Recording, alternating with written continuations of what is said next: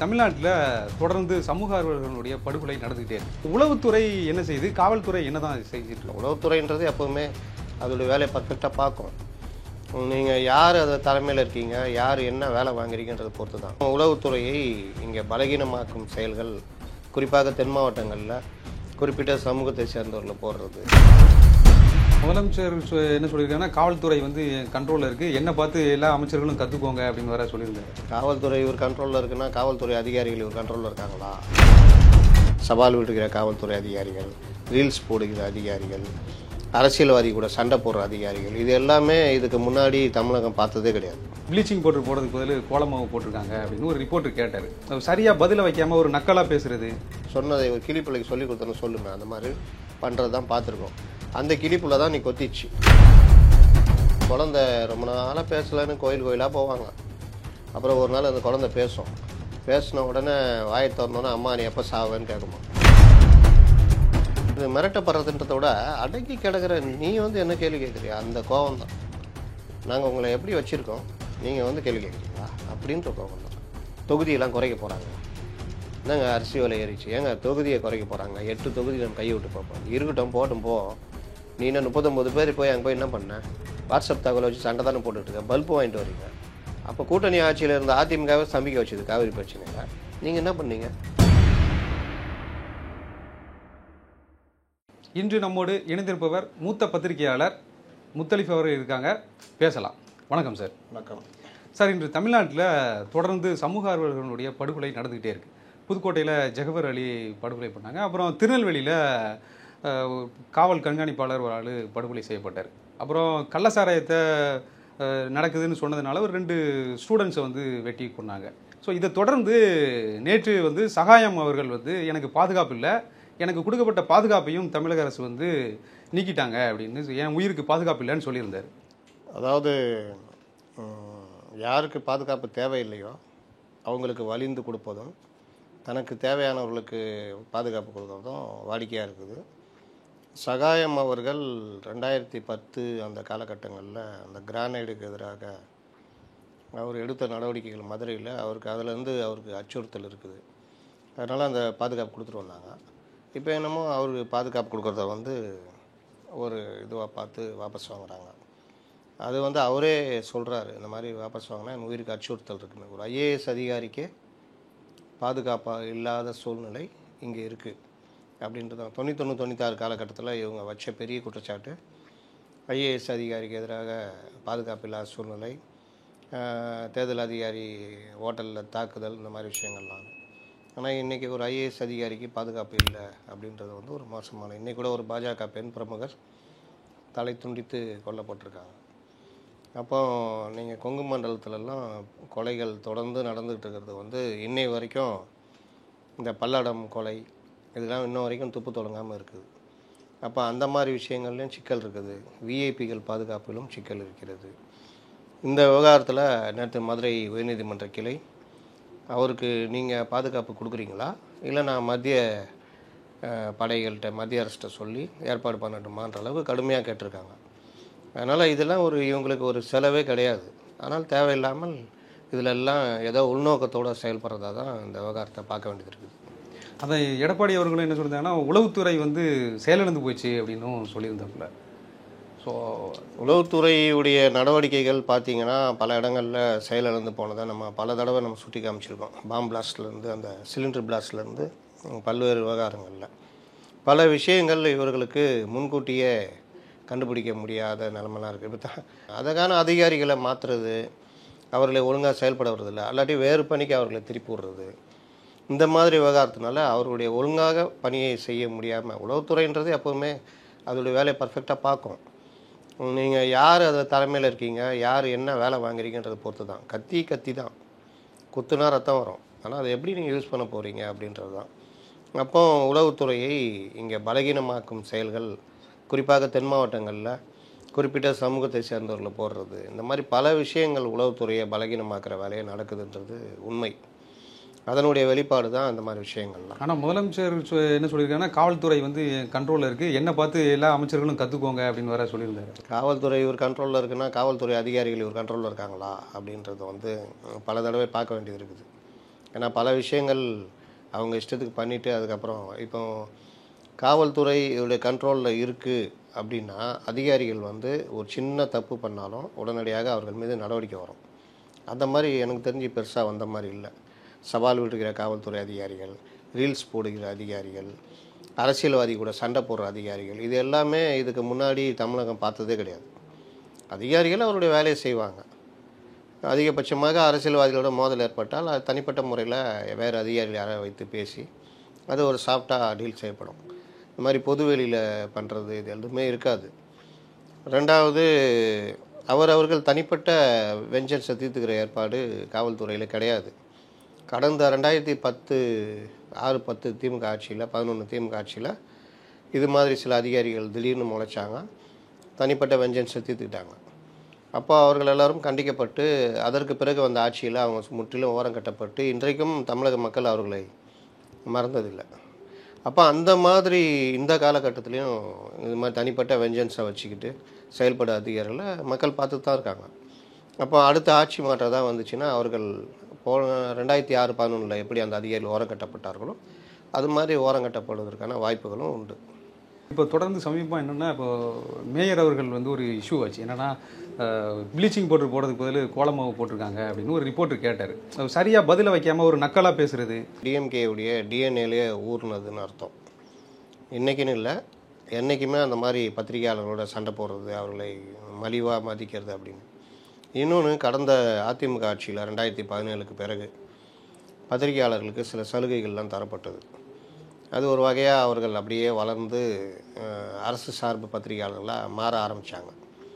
இந்த ஆட்சி வந்த உடனே முழுதுமாக அவர்கள் இப்படிலாம் ரூட் இருக்குது போலன்னு மாற ஆரம்பிச்சிட்டாங்க. குறிப்பாக மெயின் ஸ்ட்ரீம் மீடியாக்கள், பத்திரிகையாளர்கள் வந்து சமூக விஷயங்களை பார்த்து அக்கறை கொண்டு அதற்கு எதிராக எழுதுவது, மக்கள் பிரச்சனை பேசுபவர்கள் பத்திரிகையாளர்களாக வந்திருக்கிறத பார்த்துருக்கோம்.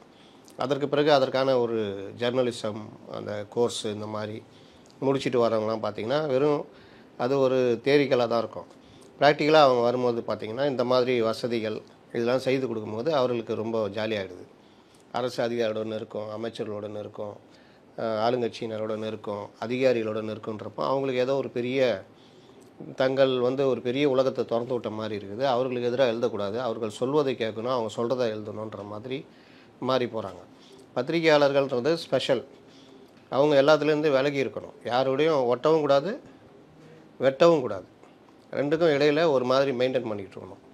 ஆனால் இன்றைக்கு வருபவர்கள் எல்லாம் பார்த்திங்கன்னா ஏதோ ஒரு பட்டாதாரிகளாக ஏதோ ஒரு வகையில் அந்த ஊடகத்துக்குள்ளே வர்றாங்க.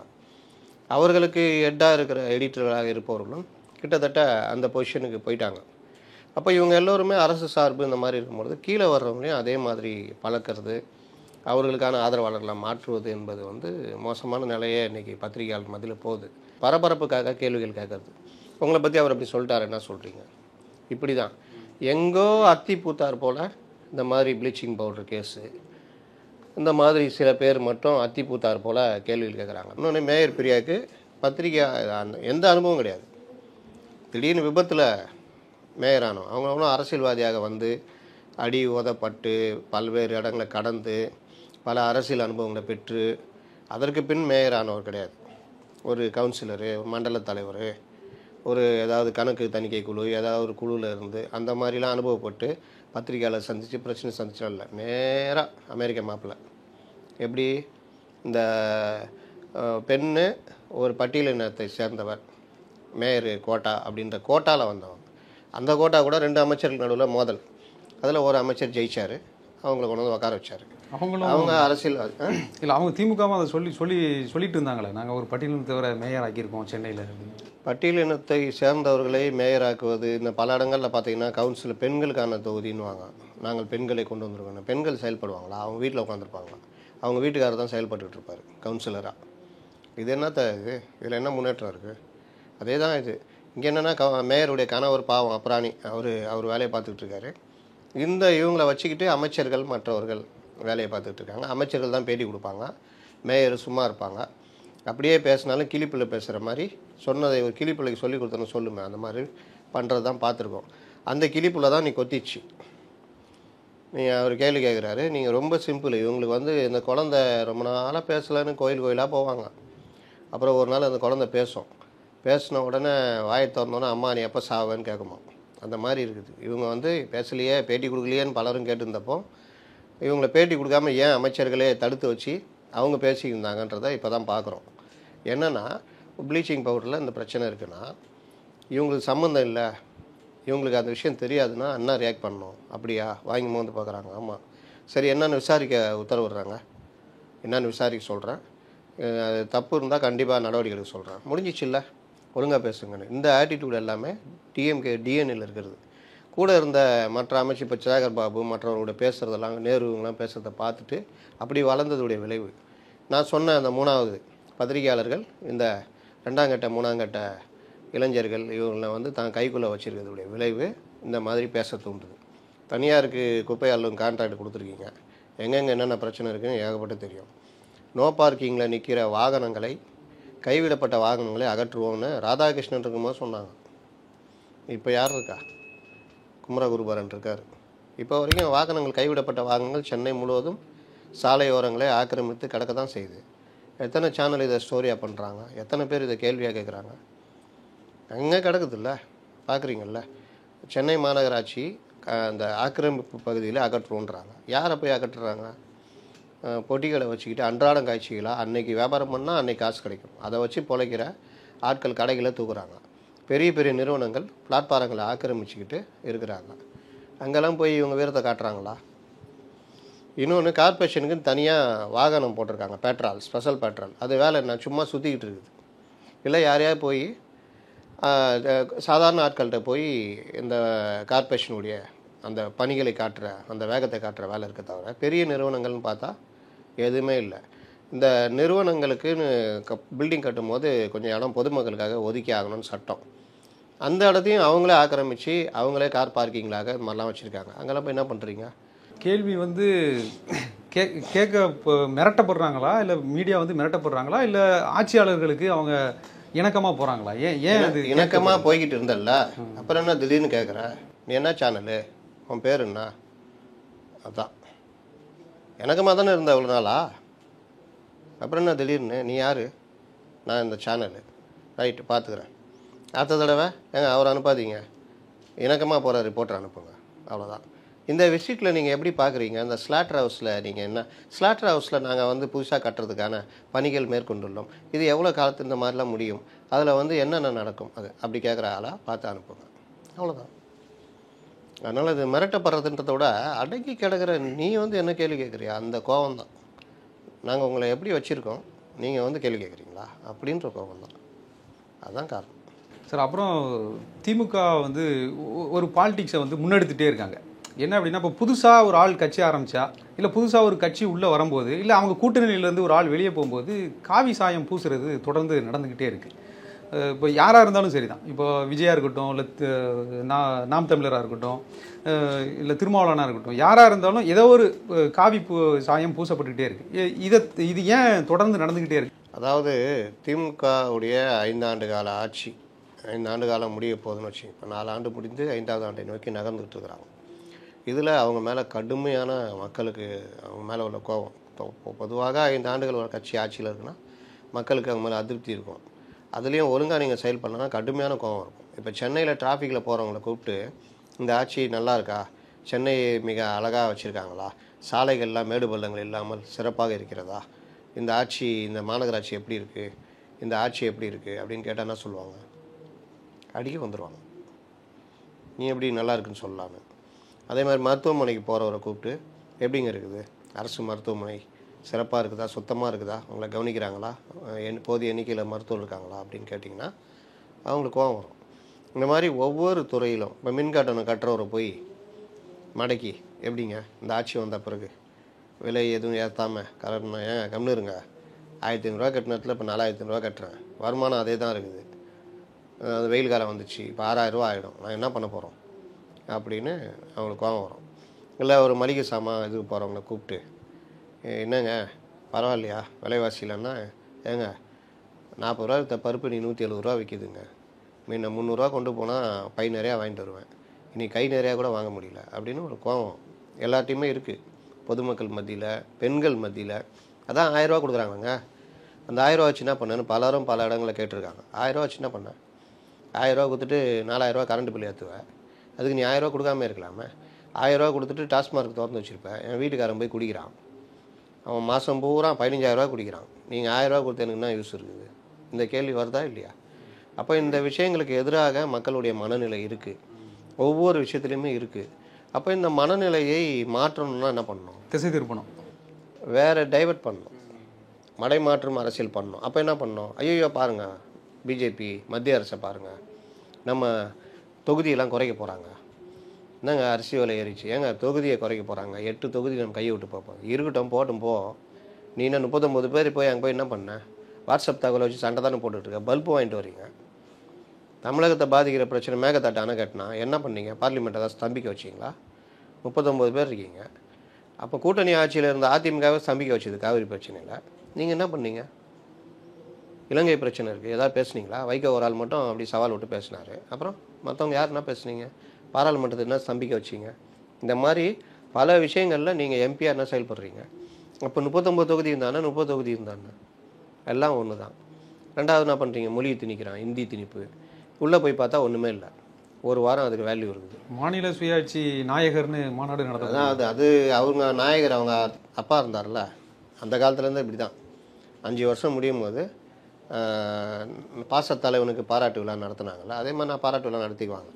இதெல்லாம் இவங்க என்ன நினச்சிக்கிறாங்கன்னா, சார் இப்படிலாம் நடத்தினா பார்க்குறவங்களுக்கு நல்ல ஆட்சி கொடுக்குறீங்க, நீங்கள் வந்து தமிழக உரிமைகளை காக்குறீங்க அப்படின்னு. எந்த பொதுமக்கள் வந்து தமிழக உரிமைகள் பறிப்போகுதுன்னு கோவப்பட்டுன்னு இருக்காங்க? இவங்களை சார்ந்த ஆட்கள், சில லகடப்பாண்டிகள் இந்த மாதிரி தமிழக உரிமை பாதிக்குதுன்னு உருட்டிக்கிட்டு இருப்பாங்க.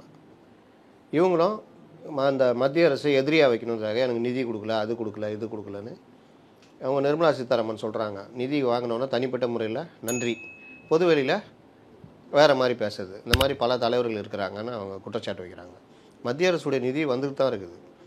இவங்க இன்னொன்று, ஒரு மாநில அரசு மத்திய அரசை எந்தெந்த விவகாரத்தில் எதிர்க்கணும், எதில் சார்ந்து போகணுன்றதில் ஒரு டெக்னிக் வச்சுருக்கணும்.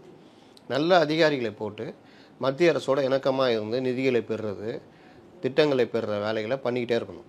இன்னொரு பக்கம் அரசியல் ரீதியாக தனியாக சண்டை போட்டுட்ருக்கணும். ஆனால் இங்கே எனக்கு என்னன்னு ஒரு 25-30 வயசில் இருக்கிற ஆட்களை கூட கூட்டு வச்சுக்கிட்டு அவன் உக்காந்துட்டு எனக்கு என்னென்னு பண்ணுறது, எழுதி கொடுக்குறது, அதெல்லாம் வச்சுக்கிட்டு போஸ்ட்மேனு, ரப்பர் ஸ்டாம்ப்பு, அது இதுன்னு கண்டபடி பேசுறது, மத்திய அமைச்சர்கள் எதிர்க்கிறது, தனக்கு பிரச்சனை வந்தால் தனியாக போய் பார்த்துக்கிறது. அப்போ மாநில அரசுடைய நலன் சார்ந்த விஷயங்களில் கொஞ்சம் நீக்கி போக போகிறத ஏற்பாடே கிடையாது. அப்போ உங்களுக்கு எப்படி இருக்கும்? அப்போ இந்த மாதிரி விஷயங்களை என்ன பண்ணுறாங்க? எதிரியாக மத்திய அரசும் எதிர்க்கப்படுவதாக மாநில அரசையும் காமிக்கிற மாதிரி ஒரு பிரமையை உருவாக்குறாங்க, ஒரு பிரச்சாரத்தை கொண்டு வராங்க. அதற்காக தான். ஏன்னா இவங்களை பற்றிய கோபம் எதுவுமே மக்களுக்கு வந்துடக்கூடாதுன்னு அங்கே பாரு அங்கே பாரு அங்கே பாருன்னு கை காட்டி விட்றோம். அது ஒரு பிரச்சார யுக்தி. நீங்கள் அப்படி சொல்லிட்டா இவங்களுக்கு இஸ்லாமிய மக்கள், சிறுபான்மை மக்கள் வாக்குகள் இவங்கள்ட்ட அப்படியே இருக்கும் அப்படின்பா. இப்போ விஜய்க்கு எதிராக பண்ணலையா? அவர் பிஜேபி அதிமுக கூட்டணி பண்ணிங்கன்னா மெயின் ஸ்ட்ரீம் மீடியாலாம் திறந்தா எனக்கு கொஞ்ச நாள் நானே நம்பிடுவேன் போல், ஓ விஜய் போயிடுவார் போல் ஏடிஎம்கே கூட்டணிக்குள்ளே அப்படின்னு. அப்படி போனால் முன்னாடியே போயிடலாமே. அப்போது மெயின் ஸ்ட்ரீம் மீடியா வச்சு போவாரா, என்ன லாபம்? இப்படிலாம் ஒரு பேச்சு இப்படியே ஏன் உருவாக்குறாங்கன்னா, இஸ்லாமிய மக்கள் பார்க்கும்பொழுது, சிறுபான்மை மக்கள் பார்க்கும்பொழுது, ஐயையோ இவர்கள் வந்து விஜயும் லாஸ்ட்டில் பாஜகக்கார ஆகிட்டாரா அப்படின்ற ஒரு எண்ணத்தை உருவாக்குறது. தேர்தல் நெருக்கத்தில் வரும்போது விஜய் போகலன்னு தெரிஞ்சிட்டா, இல்லை தேர்தல் முடிஞ்சவனும் போயிடுவார்னு கிளப்பி விடுறது. அதனால என்ன ஆகும்னா, இஸ்லாமிய சிறுபான்மை மக்களுடைய வாக்குகளை தன் பக்கம் வச்சுக்கிறதுக்கான ஏற்பாடு. அரசியல்ல உண்மையா என்னதான் நடக்குது தெரிஞ்சுக்க நாளை நமதே சேனலை சப்ஸ்கிரைப் பண்ணுங்க.